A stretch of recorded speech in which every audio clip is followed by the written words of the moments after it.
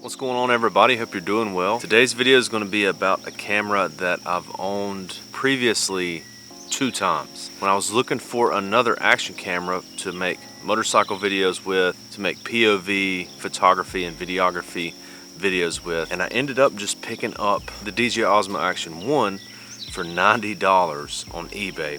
And I want to go over this camera, why I think this is one of the best deals right now within cameras, and why this thing is still so good in 2024. And if you're looking for an action camera to do action camera stuff with, maybe check one of these out.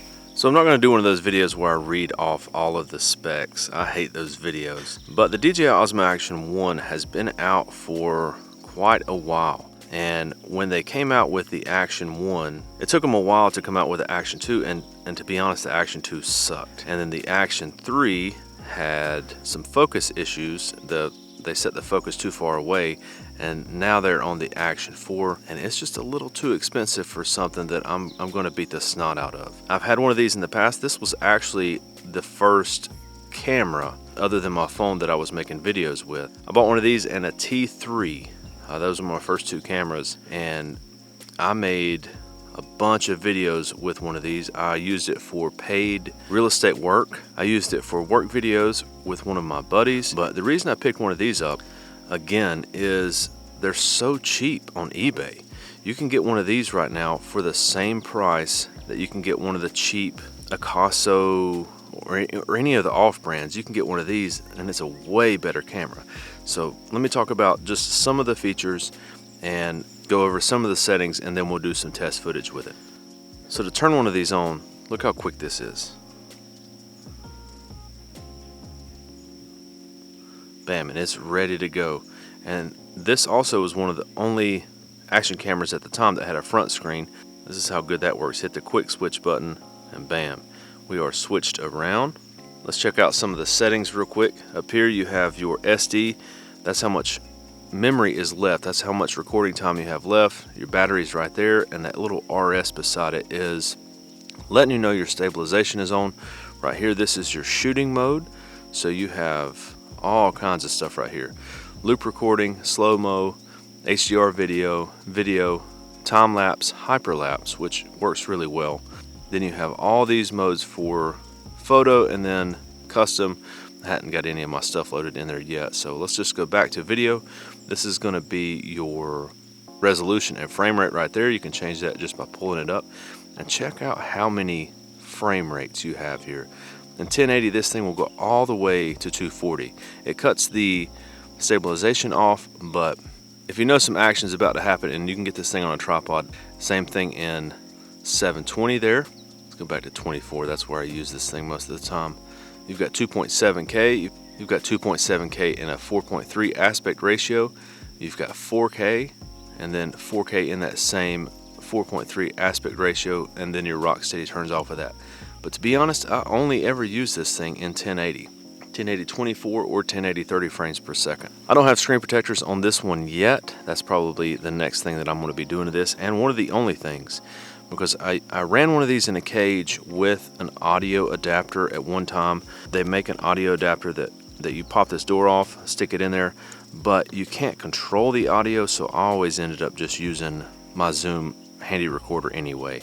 So I'm going to leave this door intact and not rip it off. And then they make an ND filter kit. This actually screws off, so if you destroy this lens cover, you can get a replacement. But they make ND filters that are magnetic on this one. They make them that screw on, and they make cages for these where you can run external ND filters. And I have just never had good luck with this thing exposing with an ND filter on there. So this time I'm going to let it live without an ND filter on there, let it live in its current form, and just deal with the high shutter speeds, because it is a fixed aperture. I think it's about f8 or f9, something like that. Over here on the right, you have your settings for your recording. You can set this up in manual or auto, and then I've got the auto white balance, and then I've got the decine-alike right there. You've got 2 different choices for colors. You have normal and decine-alike. The normal looks good. With skin tones, it can get a little red, but I'm gonna leave this in decine-alike right now. And then you don't have a bunch of lens choices like GoPro. You have de-warp, on and off. So on off, it lets everything be warped, and then when you press dewarp on, that's pretty much like a linear lens. And then you've got MP4 or MOV format. I'm going to stick with MP4, a little bit smaller. I like it a little bit better. It gets along with me a little bit better. So you've been listening to a T3i with a cheap $20 microphone this entire video. Let's switch over to this. We'll be using the onboard audio. I'm going to go get a tripod and we'll check this camera out. All right, this is video and audio just from the DJI OSMO Action 1. I am manually exposed. I'm about 1.5 stops overexposed with using their evaluative metering. So that is something that you'll have to play with, especially on overcast days like today. I set it up manually exposure. This is 1080-24. So what I'm gonna do now is take the stabilization off and the de-warp off and show you how wide this thing will get if you want a super wide field of view for like a tripod mounted shot. Okay, same settings. That's just with the de-warp off and then the rock steady off. So I'm standing really close to the DJI OSMO Action 1. I think it works really good like this, tripod mounted. This is the D-Cine-like color style. There's LUTs out there that allow you to color grade this a lot, but I personally kind of just like to use the D-Cine-like, try to match it to my Canon colors, and then put a little bit of a teal and orange on there. But I think the footage looks really good, especially for a camera that was $90.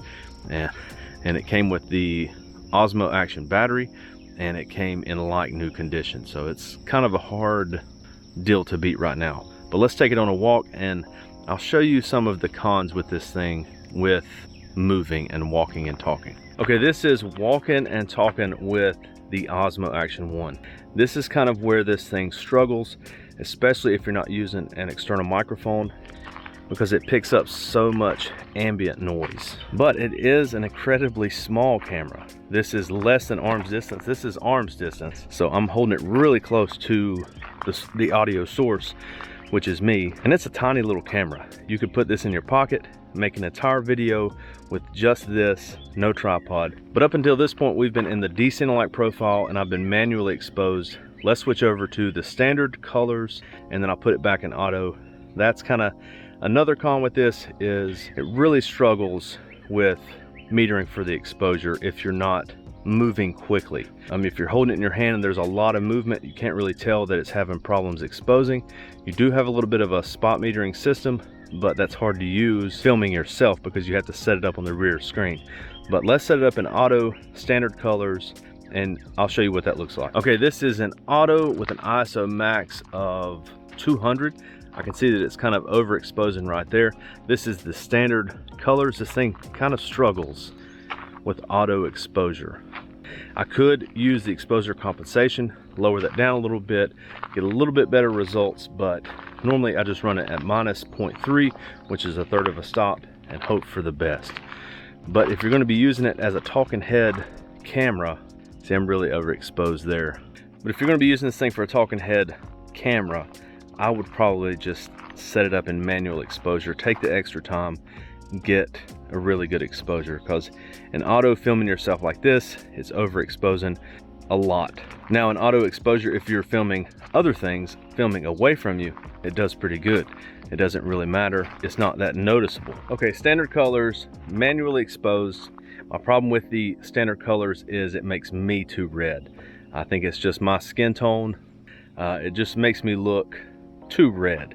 But again, filming away from me, those vibrant colors look really good. So for me, using this as a talking head camera, I would probably be using that D-Cine-like and using something like the Nigel Bauhaus LUTs or some of the ones that I have made, the presets that I have made for my footage. But I hope you guys enjoyed this video. Let me know what you think about the OSMO Action 1 in 2024. I think these are great cameras and they're selling for insanely cheap. And if you're looking for a good action camera and you don't want a constantly overheating GoPro, or you don't want to spend $400 on something that you might destroy, check out the OSMO Action 1. It's still a great camera.